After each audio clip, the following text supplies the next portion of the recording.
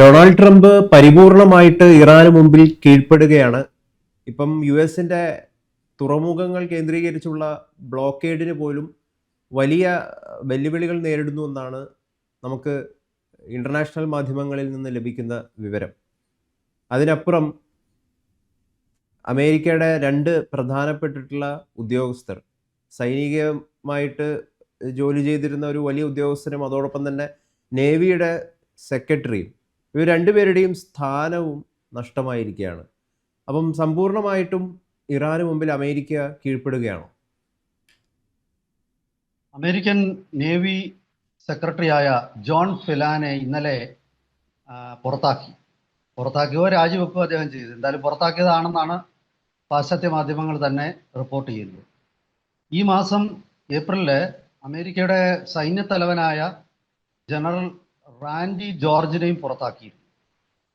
അപ്പോൾ ഈ 2 പുറത്താക്കലുകളും യഥാർത്ഥത്തിൽ അമേരിക്ക ഇറാനിൽ പരാജയപ്പെട്ടതിൻ്റെ ബലിയാടുകളാണ് ഇവർ രണ്ടുപേരും എന്നാണ് ഇപ്പോൾ പുറത്തു വരുന്ന സൂചനകൾ. അതായത് അമേരിക്ക ഇറാനുമായി ബന്ധപ്പെടുന്ന അല്ലെങ്കിൽ ഇറാന്റെ തുറമുഖങ്ങളിലേക്ക് വരികയോ പോവുകയോ ഇറാന്റെ എണ്ണ വഹിക്കുകയോ ചെയ്യുന്ന എല്ലാ കപ്പലുകളെയും തടയും എന്നാണ് ഏറ്റവും ഒടുവിൽ അമേരിക്ക പ്രഖ്യാപിച്ചിരുന്നത്. അത് ഹോർമുസ് കടലിടുക്ക് ഇറാൻ അവിടെ നടപ്പാക്കിയിരിക്കുന്ന ബ്ലോക്കേഡിനെതിരായിട്ടാണ്, ഉപരോധത്തിനെതിരായിട്ടാണ് അമേരിക്ക ഒരു മറു ഉപരോധം കൊണ്ടുവന്നതെന്നൊക്കെയാണ് നമ്മൾ മനസ്സിലാക്കിയിരുന്നത്. പക്ഷെ ഇപ്പോൾ മനസ്സിലാവുന്നത് ഈ അമേരിക്ക ഉപരോധം ഏർപ്പെടുത്തിയതിന് ശേഷം ഇറാനിലേക്ക് വരികയും അതല്ലെങ്കിൽ ഇറാനിൽ നിന്നുള്ള എണ്ണയോ പ്രകൃതിവാതകമോ വഹിക്കുന്ന 30ഓളം കപ്പലുകൾ അമേരിക്കയുടെ ഉപരോധത്തെ മറികടന്ന് പുറത്തേക്ക് പോയി എന്നുള്ളതാണ്. അപ്പോൾ ഉപരോധം അക്ഷരാർത്ഥത്തിൽ പരാജയപ്പെട്ടു എന്നുള്ളതിൻ്റെ വ്യക്തമായ തെളിവാണ്. ഈ ഒരു വസ്തുതയായിരിക്കണം അമേരിക്കയുടെ നേവി സെക്രട്ടറിയായ ജോൺ ഫിലാനെ ഇന്നലെ ട്രംപ് ഭരണകൂടം പുറത്താക്കിയതിൻ്റെ പിന്നിൽ. എന്തായാലും ഇത് നൽകുന്ന സൂചനകൾ അത്ര ശുഭകരമല്ല അമേരിക്കൻ സേനയ്ക്ക്. കാരണം ഇപ്പം സൈന്യത്തിൻ്റെ തലവനെ ജനറൽ റാൻഡി ജോർജിനെ പുറത്താക്കുമ്പോൾ അത് നൽകുന്ന സൂചന എന്താണ്? ഒരു യുദ്ധം നടന്നുകൊണ്ടിരിക്കുമ്പം സേനാധിപനെ പുറത്താക്കുന്നു. യുദ്ധം നടന്നുകൊണ്ടിരിക്കുമ്പം നേവിയുടെ ചുമതലക്കാരനായ ഭരണകൂടത്തിലെ മുഖ്യ ചുമതലക്കാരനായ ബ്യൂറോക്രാറ്റിനെ പുറത്താക്കുന്നു. അതൊക്കെ നൽകുന്ന സൂചനകൾ വളരെ കൃത്യമാണ്. അതായത് അമേരിക്കൻ സേന വിചാരിച്ച രീതിയിൽ അവർക്ക് അവിടെ മുന്നേറാൻ പറ്റിയില്ല, അല്ലെങ്കിൽ അവർ പരാജയപ്പെട്ടു. കുറച്ചുകൂടെ ലളിതമായി നേരെയും പറഞ്ഞു കഴിഞ്ഞാൽ അവരവിടെ പരാജയപ്പെട്ടു, അവരുടെ ലക്ഷ്യം നേടിയെടുക്കുന്നത്. ആ പരാജയം, അതിന് ബലിയാടുകൾ വേണം. എല്ലാ പരാജയത്തിനും ഇതുപോലെ ഉദ്യോഗസ്ഥന്മാരായിരിക്കും ബലിയാടുകൾ. ട്രംപിന് ഏതായാലും തോൽക്കാൻ പറ്റില്ല, ട്രംപിന് ഏതായാലും തെറ്റാനും പറ്റില്ല.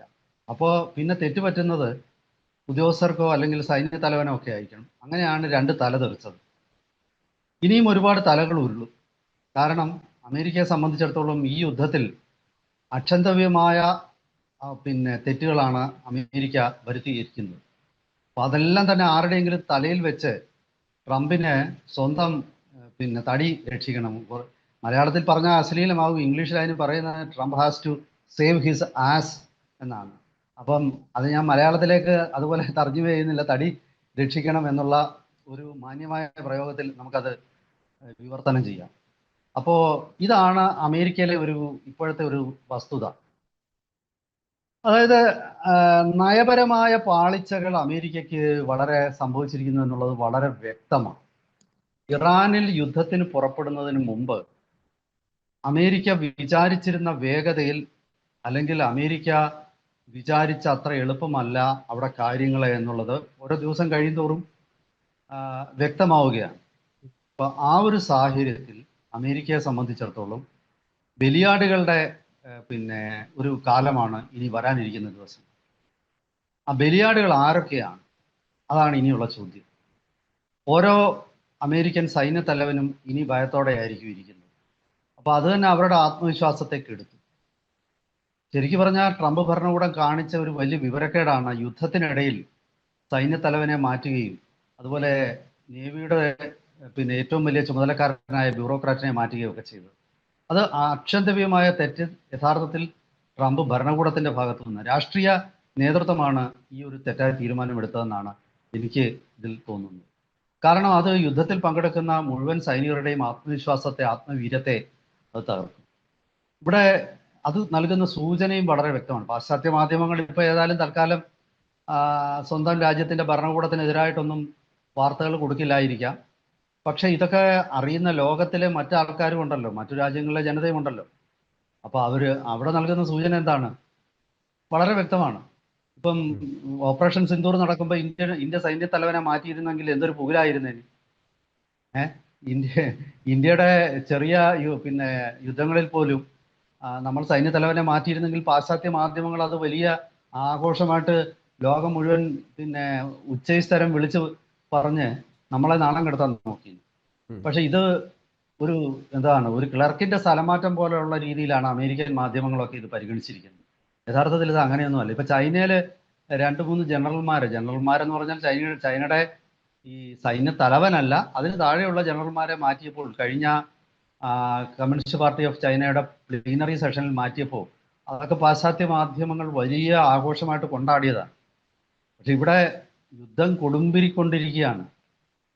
ആ സമയത്ത് സൈന്യത്തിന്റെ സേനാനായകൻ മാറി എന്നുള്ളത് അത് വല്ലാത്ത ഒരു ഞെട്ടലായിരിക്കും സാധാരണ ഓഫീസർമാർക്കും അതുപോലെ പ്രൈവറ്റ് എന്ന് പറയുന്ന അമേരിക്കയുടെ സൈനികർക്കും ഒക്കെ. പ്രൈവറ്റ്സ് എന്നാണ് പറയുന്നത്. ഇതൊക്കെ നമ്മൾ കൂട്ടി വായിക്കുമ്പോൾ അമേരിക്കയുടെ ഒരു അധീശത്വത്തിന് ഏറ്റ ഒരു കനത്ത തിരിച്ചടിയും കൂടാണ്. അതായത് വെനിസ്വേലയിലെ അമേരിക്കയുടെ വിജയം നമ്മളെയൊക്കെ തന്നെ ഞെട്ടിച്ചിരുന്നു. അന്ന് നമ്മളും ആ വിജയം ഞെട്ടലോടെയാണ് കണ്ടത്. കാര്യം വെനിസ്വേലയിലെ വെനിസ്വേലൻ പ്രസിഡന്റ് മദൂറോയെ വളരെ നിസ്സാരമായിട്ടൊരു പൂച്ചക്കുഞ്ഞിനെ ഒരു വീട്ടിൻ്റെ അകത്ത് കയറി നമ്മൾ പൊക്കിയെടുത്തുകൊണ്ട് പോകുന്ന ലാഘവത്തോടു കൂടിയാണ് മദൂറോയെ വെനിസ്വേലയിൽ നിന്നും തട്ടിക്കൊണ്ടുവന്നത്. അത് മാത്രവുമല്ല, വെനിസ്വേലൻ സൈനികരൊക്കെ തന്നെ ആ സമയത്ത് നിശബ്ദരായിരുന്നു. അന്നൊക്കെ എല്ലാവരും വിചാരിച്ചു അമേരിക്കയുടെ അത്യന്താധുനിക ആയുധങ്ങൾ, അതായത് പിന്നെ electro magnetic pulse weapons, directed energy weapons തുടങ്ങിയ ആധുനിക ആയുധങ്ങളായിരിക്കാം അമേരിക്കയെ അതിന് സഹായിച്ചതെന്നും അവിടെ പിന്നെ അമേരിക്കൻ ഹെലികോപ്റ്ററുകൾ ഇറങ്ങിയപ്പോൾ തന്നെ ഒരു സ്റ്റാർ വാർ എന്ന് പറയുന്ന ഒരു കോൺസെപ്റ്റ് ഉണ്ട്. അതായത് നക്ഷത്ര യുദ്ധം. ആ നക്ഷത്ര യുദ്ധത്തിന് സമാനമായ ഒരു അന്തരീക്ഷമായിരുന്നു. അവിടെ ഒരു വലിയ ഇടിമുഴക്കം ഉണ്ടായെന്നും തങ്ങളുടെ ആയുധങ്ങളൊക്കെ ആ സമയം നിർവീര്യമായി പോയെന്നും ഒക്കെയാണ് വെനിസ്വേലൻ സൈനികർ അന്ന് മാധ്യമങ്ങളോട് പ്രതികരിച്ചത്. പക്ഷേ ഇപ്പോൾ പുറത്തു വരുന്ന വിവരം അതൊന്നുമല്ല. അവർക്കൊക്കെ വലിയ കൈക്കൂലി കൊടുത്ത് ആ സൈന്യത്തെയും സൈന്യ തലവനെയും അമേരിക്ക വിലക്കെടുത്ത് അങ്ങനെ മദൂറോയെ അമേരിക്ക തട്ടിക്കൊണ്ടു പോയെന്നുള്ളതാണ്. അതായത് പരമ്പരാഗതമായി പാശ്ചാത്യ ശക്തികൾ ഉപയോഗിച്ചിരുന്ന ഡിവൈഡ് ആൻഡ് റൂൾ പോളിസി വെനിസ്വേലയിൽ, തെക്കേ അമേരിക്കയിലെ നടപ്പാക്കി. അങ്ങനെ അവിടുത്തെ ജനതയെ വിഘടിപ്പിച്ച് അവർക്ക് കൈക്കൂലി കൊടുത്ത്, അല്ലെങ്കിൽ സൈന്യത്തിന് കൈക്കൂലി കൊടുത്ത്, ആ പരമ്പരാഗത ശൈലിയിൽ നിന്നും അമേരിക്കൻ സൈന്യം അധികം ഒന്നും മുന്നോട്ട് പോയിട്ടില്ല എന്നുള്ളത് തന്നെയാണ് വ്യക്തമാകുന്നത്. ഇറാനിൽ പക്ഷേ അത് നടക്കുന്നില്ല. അതാണ് അവിടുത്തെ ഒരു വിഷയം. അതായത് തദ്ദേശീയമായിട്ട് ആൾക്കാരെ ഇളക്കി വിട്ട് അവിടെ കലാപം സൃഷ്ടിച്ച് ആ കലാപകാരികളെ ഉപയോഗിച്ച് ഭരണകൂടത്തെ, ഷിയ ഭരണകൂടത്തെ, അതായത് തിയോക്രസി ഉണ്ടല്ലോ, ആ തിയോക്രസിയെ അട്ടിമറിക്കാം എന്നുള്ള ഒരു വ്യാജ പിന്നെ മോഹം അത് കടലാസിൽ അല്ലെങ്കിൽ ട്രംപിന്റെ മനസ്സിൽ തന്നെ അവശേഷിക്കുന്നു. അത് പ്രായോഗിക തലത്തിലേക്ക് എത്തിക്കാനൊന്നും പറ്റില്ല എന്നുള്ളതാണ് ഇപ്പോഴത്തെ ഏറ്റവും വലിയ ട്രംപിനെ ഉള്ള നിരാശ. ഇത് മറികടക്കാൻ അമേരിക്കയ്ക്ക് പിന്നെ സാധാരണഗതിയിൽ അമേരിക്കയുടെ സൈന്യം, ബൂട്ട്സ് ഓൺ ഗ്രൗണ്ട് എന്ന് പറയുന്ന സൈന്യം അവിടെ ഇറങ്ങിയേ പറ്റും. പക്ഷെ സൈന്യം ഇറങ്ങിയാൽ അമേരിക്കയുടെ ആയിരക്കണക്കിന് സൈനികർ ഇറാനിൽ മരിച്ചു വീഴും. ഹോർമൂസ് ഒരുപക്ഷെ അമേരിക്കൻ സൈനികരെ കൊണ്ട് നിറയും. അതിനൊന്നും തൽക്കാലം ട്രംപിന് അതൊന്നും താങ്ങാനുള്ള മാനസിക കരുത്ത് അല്ലെ അമേരിക്കയ്ക്ക് എന്ന രാഷ്ട്രത്തിനും ഉണ്ടെന്ന് തോന്നില്ല. ഇതിനിടയ്ക്ക് പുതിയ യുദ്ധത്തിന്റെ സൂചനകളൊക്കെ വരുന്നുണ്ട്. സിംഗപ്പൂർ വിദേശകാര്യമന്ത്രി വിവിയൻ ബാലകൃഷ്ണൻ ഈ കഴിഞ്ഞ ദിവസം, ഇന്നലെ അദ്ദേഹം ഒരു പ്രസ്താവന നടത്തി. ഹോർമൂസിൽ കണ്ടത് യഥാർത്ഥത്തിൽ ഒരു സാമ്പിൾ മാത്രമാണ്. യഥാർത്ഥ അമേരിക്കൻ ചൈനീസ് ഏറ്റുമുട്ടൽ നടക്കാൻ പോകുന്നതേ ഉള്ളൂ. അത് മലാക്ക കടലിടുക്കിൽ വെച്ചായിരിക്കും. ആ മലാക്ക കടലിടുക്കിൽ വെച്ച് നടക്കാൻ പോകുന്ന വലിയ പസഫിക് മഹാസമുദ്രത്തിലാണ് അത് നടക്കാൻ പോകുന്നത്. അവിടെ നടക്കാൻ പോകുന്ന മഹായുദ്ധത്തിൽ ആണ് ഈ ലോകത്തിൻ്റെ നേതൃത്വം ആർക്കാവും എന്നുള്ളത് പുറത്തു വരാൻ പോകുന്നത്. ഇതാണ് വിവിയൻ ബാലകൃഷ്ണൻ ഈ കഴിഞ്ഞ ദിവസം പറഞ്ഞത്. അത് ഒരു വലിയ ഭീഷണിയും കൂടിയാണ് എന്നെനിക്ക് തോന്നുന്നു. കാരണം അമേരിക്കയെ സംബന്ധിച്ചിടത്തോളം അമേരിക്ക അത്തരം ഒരു യുദ്ധത്തിലേക്ക് പോയി കഴിഞ്ഞാൽ അമേരിക്കയ്ക്ക് വലിയ വലിയ വലിയ ബുദ്ധിമുട്ടായിരിക്കും. കാരണം മഹായുദ്ധങ്ങളിൽ പെട്ടിട്ടാണ് പലപ്പോഴും ലോകത്തിൽ പുതിയ ശക്തികൾ ഉണ്ടാകുന്നത്. അപ്പൊ അത്തരം ഒരു പുതിയ ശക്തി ഉണ്ടാകാനുള്ള ഒരു സാഹചര്യം ട്രംപ് സൃഷ്ടിക്കുമോ എന്നുള്ളതാണ്. ട്രംപ് എടുത്ത തീരുമാനങ്ങളെ അമേരിക്കൻ ജനത കുറച്ചുകൂടി വിമർശനാത്മകമായി സമീപിക്കണമെന്നും അതിനെ പുനരവലോകനം ചെയ്യണം എന്നുള്ള ഒരു സൂചനയാണ് ഇറാൻ യുദ്ധം നൽകുന്നത്. അമേരിക്കയുടെ ശരിക്കും ഇതൊക്കെ പറയണമെങ്കിൽ ഇംഗ്ലീഷിലാണ് യഥാർത്ഥത്തിൽ കൃത്യമായ വാക്കുകളുള്ളത്. അതായത് Iran has called Donald Trump's bluff. ഇതാണ്, അതായത് ട്രംപിന്റെ കള്ളങ്ങളെ തൊലി ഉരിച്ച് അതെല്ലാം തൊലി ഉരിച്ച് കാണിച്ച് ട്രംപ് എൻ്റെ ചെമ്പ് തെളിഞ്ഞു എന്നൊക്കെ വേണമെങ്കിൽ നമുക്ക് പറയാം.